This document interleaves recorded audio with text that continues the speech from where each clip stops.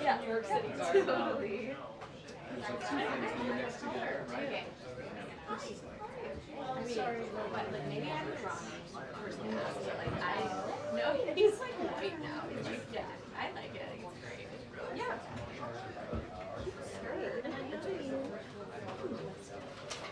I love this season. Oh, did we get 2 minutes? Yeah.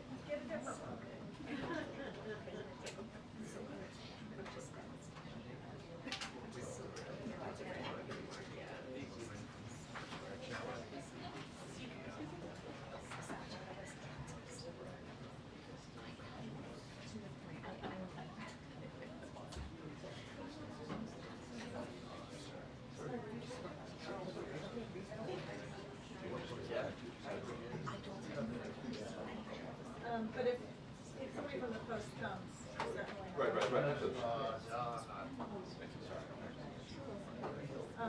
Also, I have to be somewhere in the studio at 1:30, so I might be finding a role. Okay. That's fine. I think it makes more sense to do this. Yeah, that's what I was thinking. Hi, everybody. Good afternoon. We've been gone too long. Somebody's missing stuff. Okay. So the president has been briefed on Hurricane Helene, and at his direction, administration officials are in contact with their local and state counterparts to ensure that they have everything they need. This week, the president approved emergency disaster declaration requests from the governors of Florida, North Carolina, and Georgia, which unlock additional federal resources to help these states respond to the storm. And the entire Biden-Harris administration stands ready to provide further assistance to impacted states as needed. We continue to urge residents, especially those who have been instructed to evacuate, to heed the warnings of local officials. With that, I have here to my right the FEMA administrator, Criswell. Come on up. Deanne, thank you so much for being here. Yeah, thank you, Karine. Good afternoon, everybody. As you heard, I did just finish briefing President Biden on the impacts that we are expecting to see from Hurricane Helene. And as I told him, we have been preparing for this storm for a number of days, and we began moving resources into Florida on Monday. I just want everybody to know that this is going to be a multi-state event with the potential for significant impacts from Florida all the way to Tennessee. And the president wants to make sure that everyone is paying attention to the potential life-threatening impacts that this storm may bring. And he has directed me to travel there tomorrow to assess the impacts. The entire state of Florida is under some type of warning right now, whether that's a hurricane warning or a tropical storm warning. And we expect life-threatening flash flooding in the state's north as the storm continues to move north. And so I need everybody to pay attention to their local officials. They're going to have the best information on the specific risks where you are at. We're already seeing impacts in Florida, and the forecast indicates that we could see up to 20 feet of storm surge. So just think back 2 years ago to Hurricane Ian. The peak storm surge from that was 14 feet, and we saw the amount of destruction, and 150 people lost their lives. the majority of them from drowning. So please take this threat from storm surge seriously. Residents that are in these areas, they can still take action. They can take action now to move out of harm's way. And remember that you may only need to go 10 or 15 miles inland to get away from the threat of the storm surge itself, because water is the #1 reason that we see people lose their lives in these storms. So please don't underestimate what the impacts could possibly be.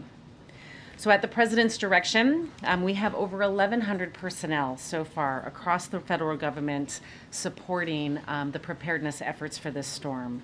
We also have an additional 700 personnel from FEMA that are already in these states supporting other disasters that we can quickly pivot to support any of the response needs as needed. Some of the resources that we have already deployed include 8 search and rescue teams across Florida and Georgia, as well as resources from the Coast Guard, the Department of Defense, to immediately support any life-saving operations as needed. The Army Corps of Engineers has power restoration teams and debris specialists who are going to be able to help restore power and support debris removal operations as soon as it is safe to do so. We have health and medical task forces from Health and Human Services to evaluate the impacts to medical facilities. We have food, water, generators, and tarps that are deployed to staging locations across the region, and so they are easily accessible and movable post-storm. And the Red Cross is actively standing up shelters in areas that are expected to see and feel the impacts from Helene. My regional administrator is currently embedded in the Florida Emergency Operations Center, as well as incident management assistance teams in Florida, Georgia, and Alabama, and we have one currently moving to North Carolina today, so we can ensure seamless communications between the federal government and the needs of the states.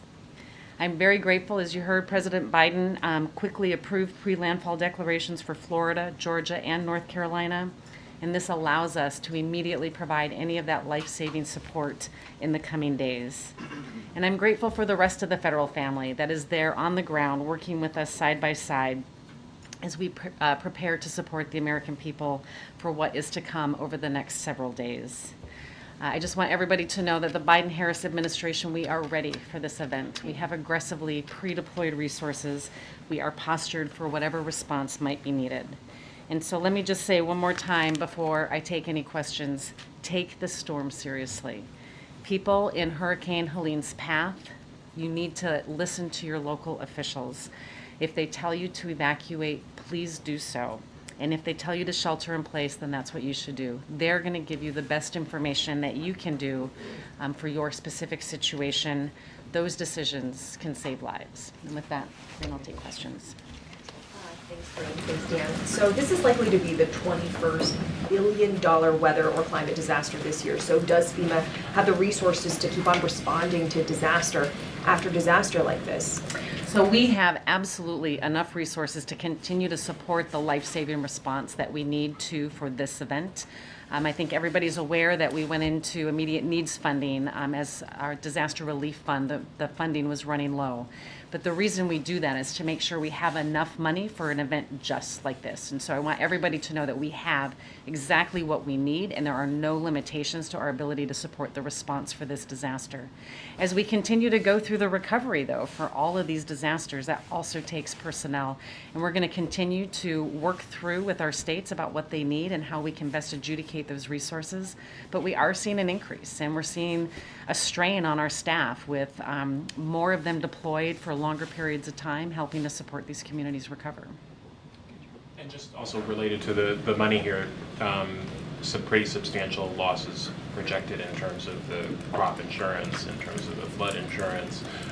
There's no new money in the CR as far as this is concerned. Is there any expectation that you're going to have to go back with a supplemental request? So we did put a supplemental request in with the CR. It does not give us a supplemental at this time, but it gives us the ability to spend the money that was put forth in the president's budget. But we're already through INF $9 billion, close to $9 billion in projects that we have put on hold that we can't reimburse communities for. Once we lift INF and once the CR goes into effect, we'll be able to pay those. But without a supplemental, we will be back in INF probably in the January timeframe. Can you talk more about how widespread you think prolonged power outages will be and what those power restoration teams are doing to prepare? Is there anything they can do proactively, before the storm? So Florida has a really robust plan, and they have really aggressive targets to try to get the majority of people, I forget what the exact percentage is, I think it was 85 or 90% within 48 hours back up. And they have several thousand resources that have been pre-positioned to come in and support Florida Power and Light or the other utilities to help them get the power back on. We expect widespread power outages from this. When we think about Tallahassee, it's got a lot of tree canopy. So those trees are going to come down and impact those power lines, and the debris and the ability to detangle the debris from the power lines is what could take a long time.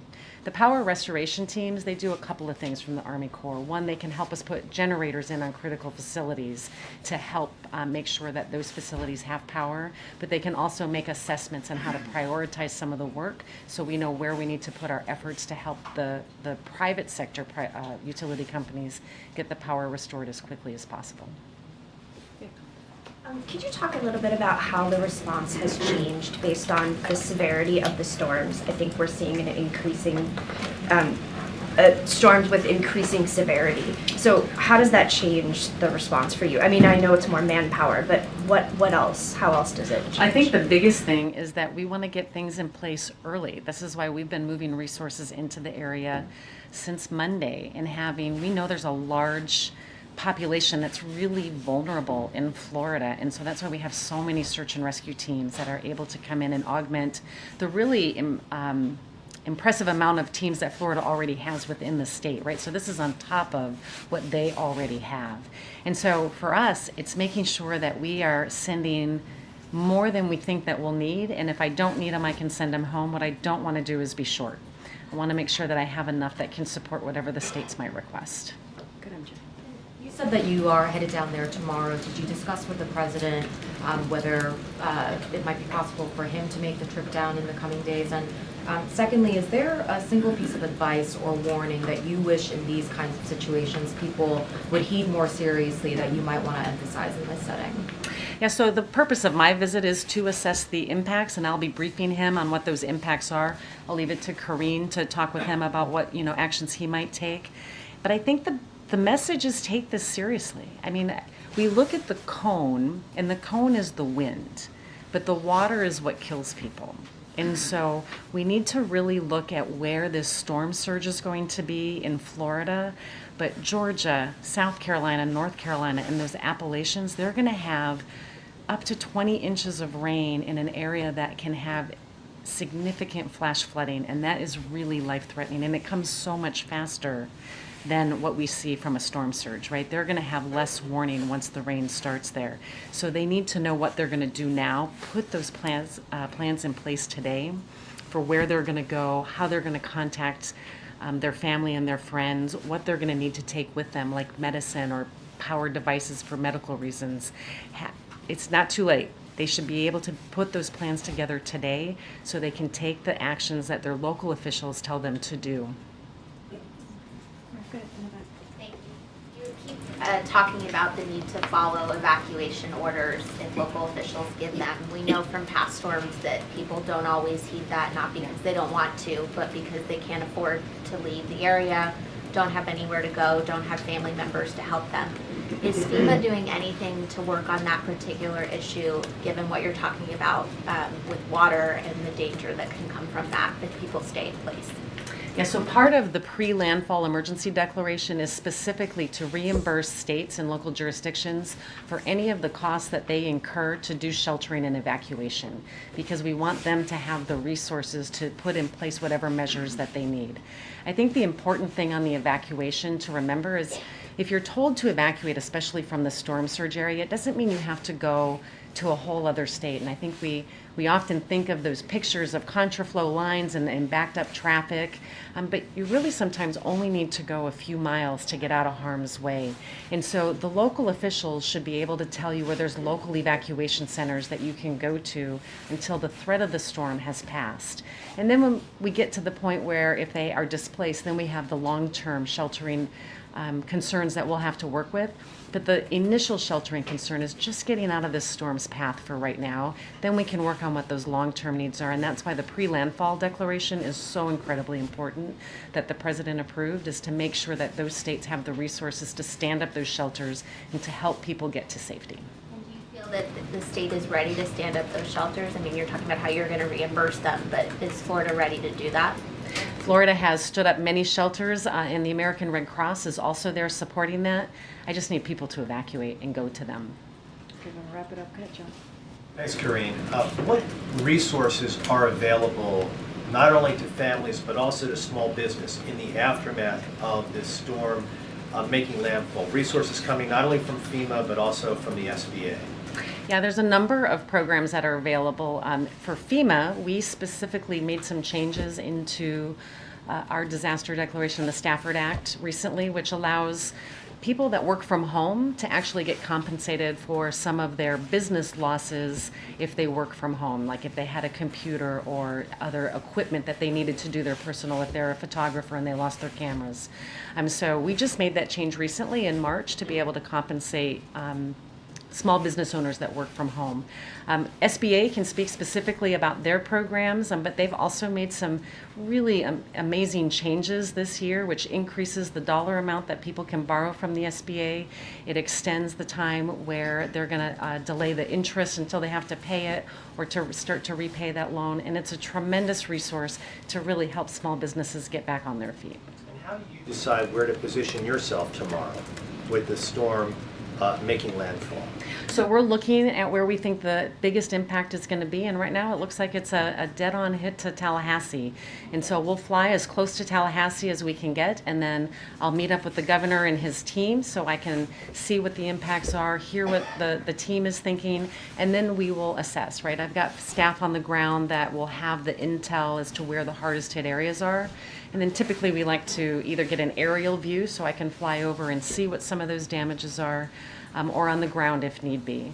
But I'm also prepared to move up to Georgia, North Carolina, South Carolina, as we start to see what those impacts are and assess that. And because me being on the ground helps me validate some of the damages more quickly so we can get major declarations in place faster. Last question. Thank you. At the start of this year, you rolled out reforms to cut some of the red tape for the individual assistance program. Now that so many people are in the path of this storm, can you give an update on how quickly you expect survivors to be able to tap into that, given those changes that were put in effect more than 6 months ago at this point? Yeah, we've seen some really tremendous positive impact from the changes that we have made. In fact, one of the changes we made was we decoupled the requirement to apply for an SBA loan in order to be eligible for our programs, and it's really saving people several days in the process, and we're getting a large number of people that wouldn't have come back to us, which is great. We're also seeing people get funding quicker, right? We have serious needs assistance that can get them a very small amount of money to help with some of their immediate costs, but also the individual and households program that can help them with if they're underinsured. And so it really all depends on what their specific need is. The money that they will see the fastest typically is that initial $750. Any damages to their home, we still have to assess and see what those damages are, and then can make that determination. But we have teams that go right out in the field. They can register them in the field, and that really helps to speed up the process. Okay. All right. Thank you so much, Thank you, Administrator. Karine. Appreciate it. Thank you. Thank you. Thank you. Thank you. Appreciate it. I just wanted to add, the president asked to have the administrator come to the podium today because of how serious we want to make sure that people out there are taking this. They need to take this very seriously, and also obviously we wanted to lay out our federal response posture so that folks know that we are there for them, and we will obviously be there on the ground as the FEMA administrator just laid out. So please, please take this very, very seriously. And listen to your local officials. Just want to reiterate that once more. I have one more thing. It's a busy day here at the White House. One of the other things that we're going to be doing, as you all know, today the president and the vice president are announcing new actions to reduce gun violence and save lives. From the American Rescue Plan to the Bipartisan Safer Communities Act to issuing more executive actions to reduce gun violence than any other administration, the President and the Vice President have continued to use every tool available to protect people from the epidemic of gun violence. Homicide rates are down 17% compared to the same time last year. And the number of mass shootings this year is 20% lower, but more must be done. So President Biden is going to sign an executive order to accelerate progress on two key priorities: combating emerging firearms threats and improving school-based active shooter drills. Additionally, federal departments and agencies will be announcing a range of additional actions to reduce gun violence, from promoting safe gun storage and red flag laws to improving the background check system. The Biden-Harris administration will continue to do everything it can to put an end to this senseless violence while calling on Congress to fulfill their duty and pass common sense gun safety legislation. With that, Colleen. Thanks, Karine. Democratic Mayor of New York City, Eric Adams, has been charged with bribery, wire fraud, and seeking campaign funds from a foreign government. Does the president believe he should resign? I'm not going to comment on any particular ongoing matter. I'm going to let the DOJ speak to this. Okay, and then two other quick things. Does the president hope that Vice President Kamala Harris, should she be elected president, will she continue the Office of Gun Violence Prevention? Does he hope? Look, I'm not going to speak for the Vice President or get ahead of ourselves here, but what I will say is, as you know, the Vice President has been a leader on this issue. She leads the Office of Gun Violence and has taken this seriously, not just as a Vice President, but throughout her career, and has been obviously a key partner in all of the actions that this President has done and has taken. So I think it's safe to say that she will continue to lead on making sure that we deal with this epidemic. Gun violence is an epidemic. We need to continue to protect our communities, protect our schools, and so I could assure you that she's going to continue to stay laser focused on this issue. Okay, one other quick thing. As you know, Ukraine wants to fire long-range weapons into Russia, and some Republicans today backed the idea. I wondered why the White House doesn't share that same assessment. So I think we can expect that one of the conversations that the two leaders will have would be on this topic. And so, there'll be also a broader discussion on the significant amount of military aid we are providing Ukraine. You saw our announcements this morning, although I'm not expecting there be any new announcements on this particular action or a decision coming out of this meeting. I expect the leaders will discuss the weapons system the president announced, as I just stated. And I do want to take a little bit of a step back here. I want to remind everyone watching the briefing how the United States, how this president has mobilized a massive amount of military equipment and capability to help Ukraine really fight back, push back against Mr. Putin and his aggression. It's been almost 3 years. And this president has been there at day one. He has been able to bring more than 50 nations together to support Ukraine in their fight for their democracy. And so that's what you can expect. And the president is very proud of the impact of that support, what it's had, and is proud of that coalition. And so, and certainly you'll see more of that in Germany, as we announced the president's going to be going to Germany. And so I will leave it there and not go any further. Kathleen. Thanks, Karine. Mayor Eric Adams suggests that he's being targeted by the Biden administration over his criticism of the migrant crisis. Now, this is the kind of accusation that's similar to what we've heard from former President Donald Trump. So what is the president's reaction to that kind of language being used from a Democrat? Look, we have been always very clear. The president was clear even when he was running in 2020 that he was going to make sure that DOJ is independent, and the DOJ is handling this case independently. I'm not going to go beyond that. And Adams was also at a reception last night with the president at the Met. Did they talk? I can confirm to you that the president did not see the mayor, and they did not speak. Madam Chair.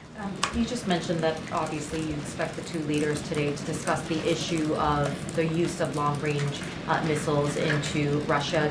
Do you know if the president has any openness to changing his policy stance on that? Look, I said it's going to be one of a range of topics that they're going to discuss. And let's not forget the president and both presidents saw each other recently, just yesterday. They've had multiple bilateral engagements. This is a continuation of that, continuation of the support that you have seen from the United States, and obviously what the president has been able to do in the past 2+ years and bringing nations together to continue to give support to Ukraine. What I said is I could expect this to come up as a topic, but I wouldn't expect any new announcements. I'm just not going to go beyond that. You all will see the president momentarily and President Zelensky in this pool spray, as you know, in the Oval, and so you'll have an opportunity to hear directly from both of them. I just don't have anything beyond. There's no announcement that I would expect coming out of this. Announcement. Just separately on this Lebanon ceasefire proposal that was released last night, I'm sure you saw the Prime Minister's office said the news about a ceasefire is incorrect. What is the disconnect here? You know, we had senior U.S. officials saying last night, suggesting really strongly that they expected the two sides to agree to this proposal, and here we are however many hours later, and the Prime Minister's office is saying no. So a couple of things, as you mentioned, the joint statement last night, you saw that. We and our allies, partners don't believe in an all-out war. That's not the answer here. That's not what we want to see. And that is something that we've been pretty consistent about throughout the past several months. Our joint statement was a clear call. It was a call for a temporary ceasefire to open up space for diplomacy to achieve a deal that allows civilians on both sides of the border to return to their homes safely and securely. And I would add that the statement was indeed coordinated with the Israeli side.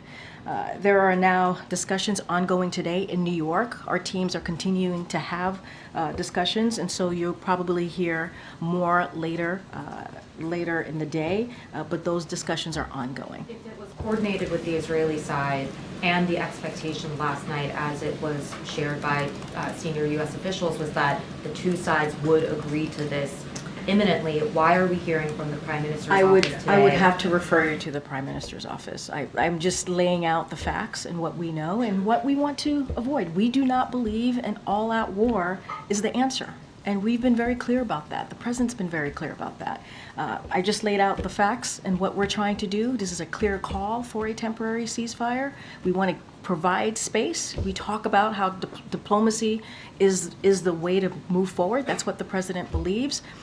I laid out that the statement was indeed coordinated with the Israeli side. I can't speak for them. They will have to speak for themselves.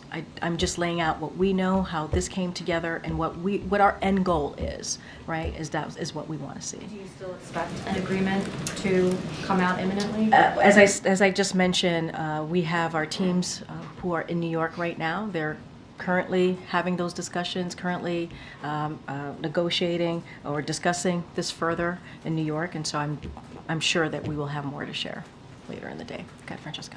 Karine, the president never had a direct conversation with the Israeli Prime Minister about this. Do you expect that he'll call him today or that he'll speak with him tomorrow about this? As you know, they've spoken many times, probably more than a dozen times easily in this past several months, almost a year now, since October 7th.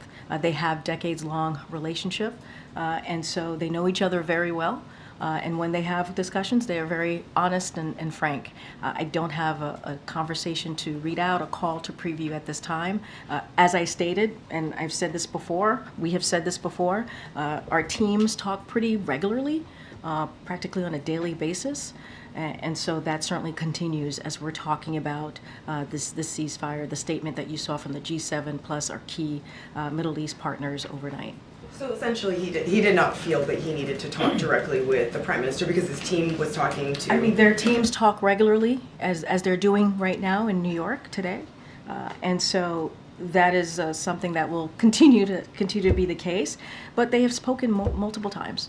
as a conversation between the Prime Minister and the President. I just don't have anything to preview at this And time. one quick question on Sure. Ukraine. His approval today of the long-range bombs, should we take that as a sign that he is more open to allowing Ukraine to strike deeper into Russian territory? Look, our policy has not changed. They're going to talk on a range of issues today. What we can say and what we can commit to is that we will continue to support Ukraine as they continue their fight against Mr. Putin's aggression into Ukraine. And so that is our commitment. That's what the President's focused on. I don't have anything else to add. Okay. On the long-range missile issue, does the White House have a reaction to Putin's comments that would invite a nuclear response? Here's what, look, we say this all the time. Mr. Putin can end this war today. He can. He started this war. He started this war, not the Ukrainians. He started this war. It could end today. It could end today if he decides to stop the aggression that he started into Ukraine. And so we've been very clear about that, and we'll continue to do so.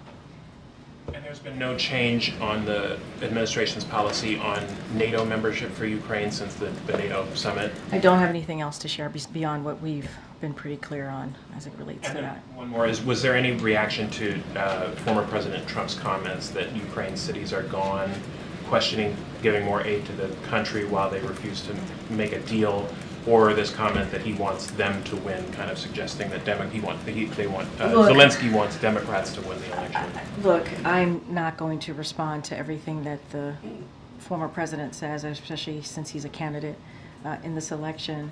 The president has been very clear to his commitment, not just him, the more than 50 nations that are supporting Ukraine in their efforts to fight for their democracy, to fight against Mr. Putin's aggression. And let's not forget, the president was able to make NATO stronger so that we can be able to continue to do the work that NATO is supposed to do. And an example is what is happening in Ukraine. And so that is his focus. That's going to be continued. What he is going to, you'll see this today in the bilat that he has with President Zelensky. You saw that this week at the UN Assembly when he met with he saw multiple leaders. Obviously, he was with multiple leaders and had a couple of opportunities, as we read out to all of you, to meet with some of them. And so this is what the president's going to focus on, and that's what I'm going to speak to. Karine, on the Zelensky meeting, why is it that President Biden and Vice President Harris are holding these meetings separately? Is the suggestion that one would say something different than the other and that there might be some dueling diplomacy there? There's no dueling diplomacy. It's not unusual. The Vice President has met with President Zelensky separately many times. Nothing new here. Okay. I wouldn't read too much into it. And then critics have said that Zelensky's trip to Pennsylvania was a political stunt. Did the administration communicate at all with Ukraine on who would be attending that trip or make any effort to make it a bipartisan event? So let me just lay this down because I know that there's been a lot of talk about this. So the Ukrainians asked to visit the facility, which employs American workers, as you know, who are manufacturing critical supplies that the Ukrainian military is using every day on the front lines of freedom. Because of its centrality to their country's continued existence, this came from Ukrainian, not us. This is something that they wanted to do. After they made that request, the OD did what it has done for years, figure out how to provide transportation for foreign leaders traveling on U.S. soil, which is common, which happens when they come to the U.S. And the whole world knows this is someone Putin wants dead. He's made very clear when it comes to President Zelensky. Also, just 2 months ago, President Zelensky traveled to Utah and held an event with the Republican governor, a very similar event, and Republican officials were there at that event in Utah, and there wasn't a single demand, not one single demand for an investigation when that occurred a couple months ago in Utah. So this was business as usual for a Ukrainian request during wartime. And so we would encourage the House Republicans to drop this. This is a political stunt. They need to drop this, and anything else. I think I gave a lot here, a lot of good layout of how this all occurred. But anything else specific, I would certainly refer you to the DoD. Just clarifying, though, that the administration didn't, or the campaign, I guess, didn't play a role in determining the guest list because they're claiming that having no Republicans there in a battleground state made it effectively a campaign event. This is something that Ukrainians asked for. They did this a couple months ago in Utah, with a Republican governor, and Republican elected officials were there as well. We didn't hear any type of investigation request when we went to a Republican state. We didn't.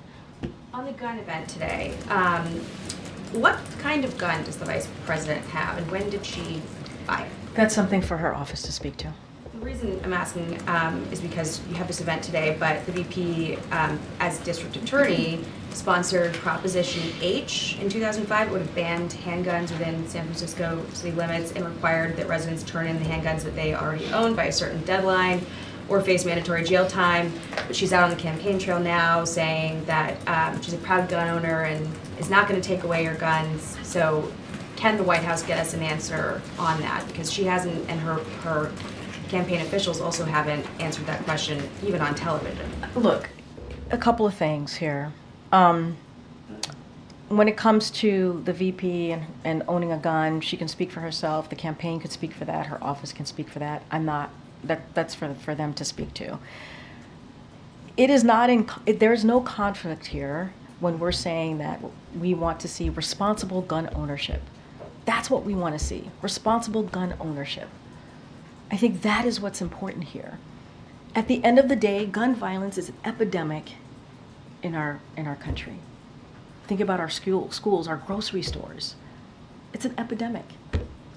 We have done the work. We have seen violent crimes go down because of the work that this president and this vice president has done. There's an office to prevent gun violence, and that is something that she leads.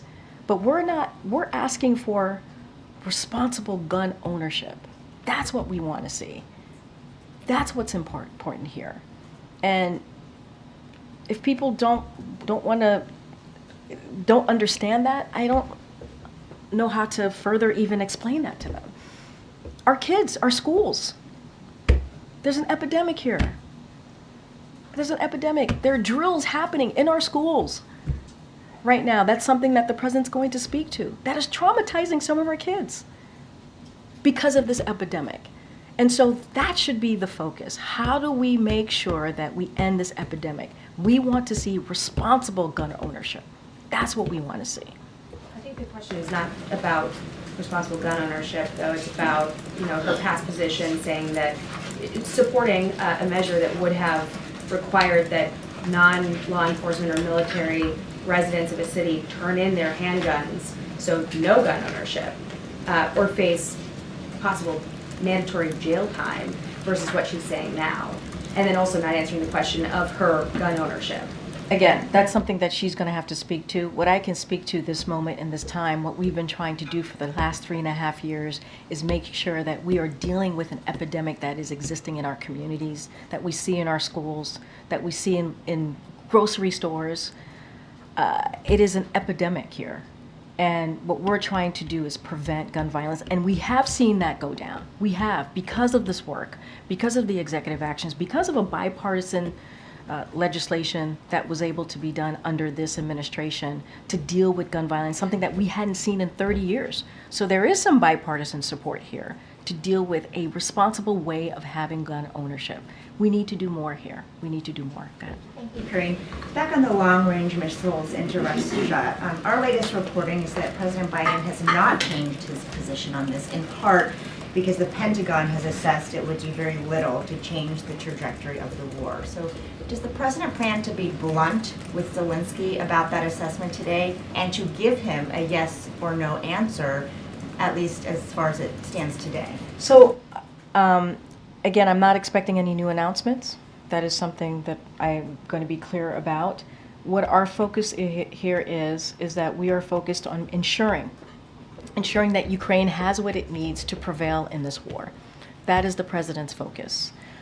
That's what they're going to continue to discuss about. That's what they're going to, the president's going to continue to support Ukraine on, not just us, the 50-plus countries that the president was able to get together to support Ukraine, making NATO stronger.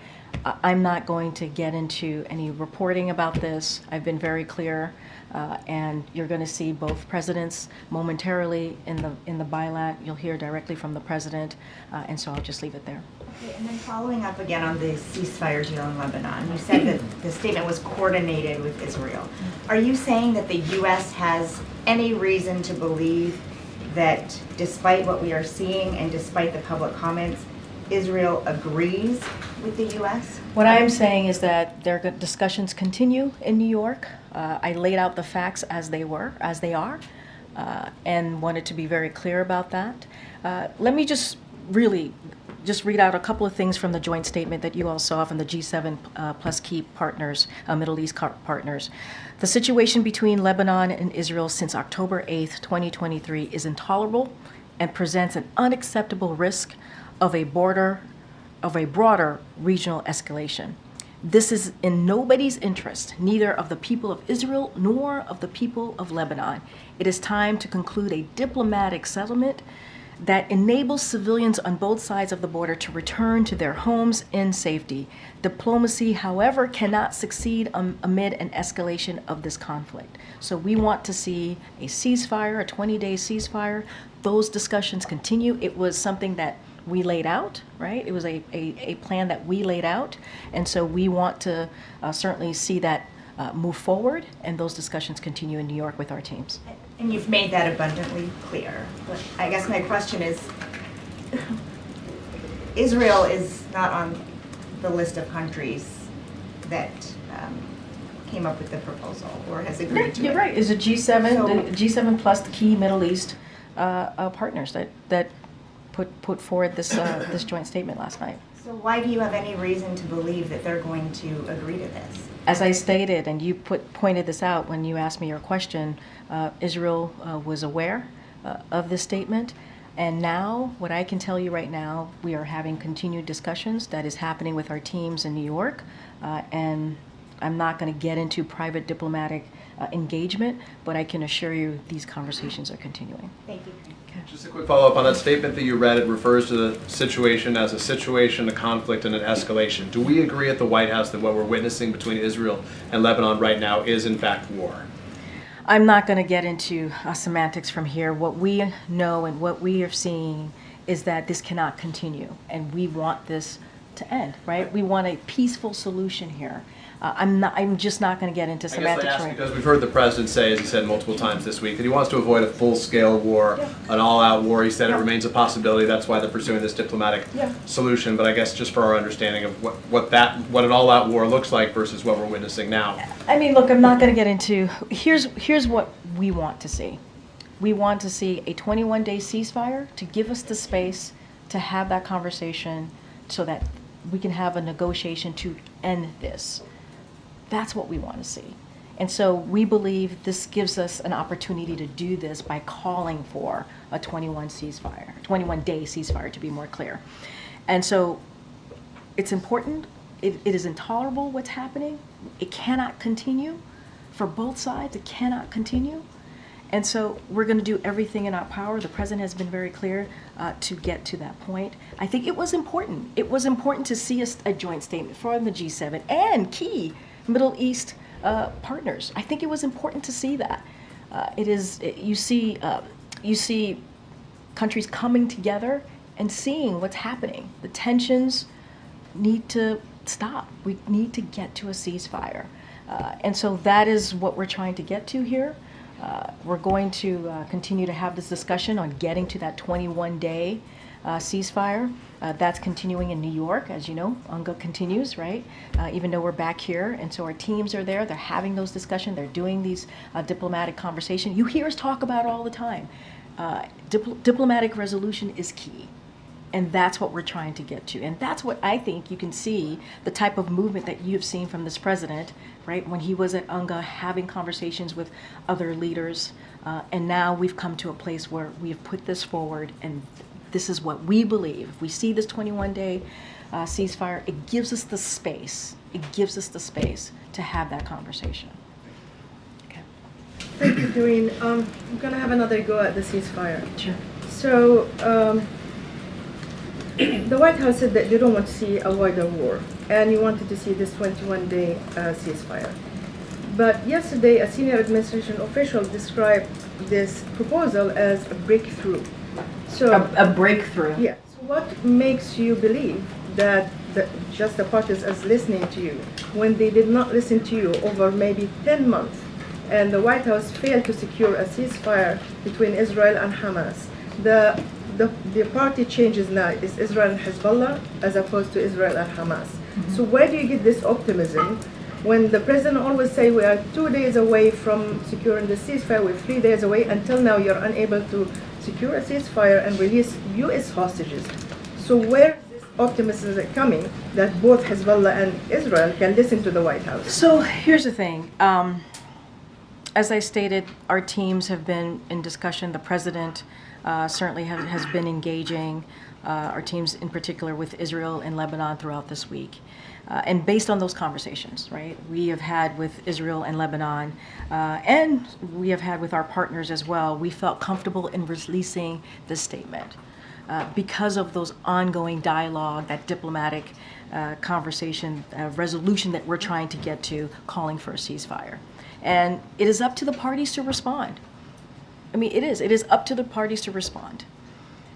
But we felt comfortable in releasing that statement last night because we have been having those discussions with Lebanon and Israel.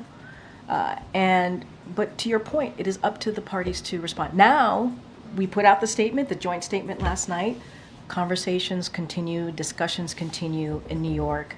And so we're going to continue to move that way. But we have to do something, right? We have to continue to act, and diplomacy is the way to deal with what we have been seeing. Right? Does the White House have leverage over either party so we don't go to a wider war? We're trying to prevent a wider war. That is what we've been working towards for some time. And we have had these discussions with both Israel, with Lebanon, with our partners, and we felt comfortable enough to release this statement. We believe that diplomatic resolution is key here, and we can't stop. We got to continue to try, right? But it is up to our partners to respond. It truly is. But just because we release the statement, it doesn't stop there. It doesn't. So we're going to have diplomatic discussions as it's happening in New York. It doesn't stop from last night releasing this joint statement, and we'll see where we get. We'll see where we get to. One last question: the number the people who have been killed in Lebanon is over 600 now, 2,000 wounded. Do you believe that these are legitimate targets, including the number of the dead, also women and children? And do you believe that Israel still operate within international law? Here's what I can say. We want to see the tensions end. We want to see a ceasefire. That is what it is not, it's what we're seeing right now, and this is in our statement, it is intolerable. What's going on right now, it cannot continue, and it's not good for either side. It is just not. This is why we're trying to get to a diplomatic solution here. And you mentioned children and women. Nobody wants to see that. We don't want to see that. And so we're trying to get to a diplomatic solution. That's why we called for, we laid out a path, a call for a 21-day ceasefire. And that's why we're continuing to have these diplomatic solutions, right? Diplomatic conversations. We have to do this. We have to. That is the way out of this. And I know we have to wrap pretty soon. Go ahead, Garen. In response to a criminal complaint filed against Donald Trump and J.D. Vance, Congressman Clay Higgins of Louisiana, in a social media post, described Haitians as, quote, gangsters, and Haiti as, quote, the nastiest country in the Western Hemisphere. He has since deleted that post. CBC Chairman Stephen Horsford tried to censure him in the House yesterday, was blocked by Republicans. But what is the White House's reaction to Higgins' post and the failed effort to hold him accountable? Look, I'm not going to speak to House actions and how they go about their business. That is for them to decide how they're going to deal with individual congressional members. What I will say more broadly, and we have been very clear from here, the president has been clear, the vice president has been clear. I think what we are seeing right now, what we have heard from national leaders about what is going on in Springfield, Ohio, the baseless lies and conspiracy theories, it's dangerous and it is false. And to go after immigrants in that way, who are there legally, helping a community economically, who are welcomed in that community, and saying these baseless lies, is dangerous. And so what this president and this vice president believes is that we cannot pull apart our communities. They want to bring together our communities. That is what you have been seeing over the last 3.5 years. And conspiracy theories like this are harmful, and we have seen this already, how dangerous this is. How dangerous this is to go after, in this particular instance, Haitian migrants who are welcomed in that community. And it has not just been denounced from us, denounced from the governor of Ohio, denounced by the police department, local police department, the city manager of Springfield. I mean, on and on, by Republicans who have denounced this. And so it's unfortunate that we have national leaders who are playing political stunts and political games. And so that is what we're going to continue to speak to. We are about bringing our communities together, not tearing them apart. One more question. Sure. Death row inmate Marcellus Williams was executed in Missouri on Tuesday despite concerns about evidence and jury selection process in his 1998 case. Despite the St. Louis County prosecutor and the victim's family requesting that he live, Missouri's governor, attorney general, and the Supreme Court ultimately failed to intervene. Considering this and the president's stance against the death penalty, what does he personally think of Williams' execution? So obviously I can't speak to this case specifically. I can't do that from here, but the president has long talked about his serious concerns about the death penalty as currently implemented and whether it is consistent with the values fundamental to our sense of justice and fairness. He supports the Attorney General's decision to issue a moratorium on federal executions while the Department of Justice conducts a comprehensive review of policies and procedures governing the federal death penalty. And so I'll leave it there. I know I gotta go. Go ahead. Thank you, Karine. Just to follow up again on the Lebanon, is the administration meeting at all with Prime Minister Netanyahu while he's in the U.S.? I don't have any meetings to preview, but I can tell you, as I've said multiple times, our teams in New York are meeting, and so I will just leave it there. And they're in regular conversation as it relates to the Israeli government. Our teams here are in regular conversations on a practically daily basis, and so the teams are in New York having meetings about this particular ceasefire call that we put forward. You mentioned that the efforts doesn't stop with the announcement last night. Say that one more time. You mentioned that the diplomatic efforts No, does not stop. I mean, it's happening right now in New York. Yes. My question is, in order to make it different than the announcement that obviously President Biden was comfortable in announcing a few months ago on the Gaza ceasefire, in order to make that different than the announcement he made last night with other leaders, would he consider conditioning aid to Israel? I don't have anything else to lay out beyond the statement that you saw from not just us, the G7 leaders, and also key Middle East partners as well. Don't have anything beyond that. We have not changed, obviously, our position on that. We want to have a diplomatic resolution. That is what we have been saying for some time now, and this is one of the ways that we want to move forward on this. Briefly also on Afghanistan, the Taliban have formally sought to join the upcoming BRICS summit. What is the administration's stance on the Taliban's bid to join BRICS, and how do you assess the geopolitical implications of Taliban's growing ties with China and Russia? So look, we'll let the Taliban speak for themselves here.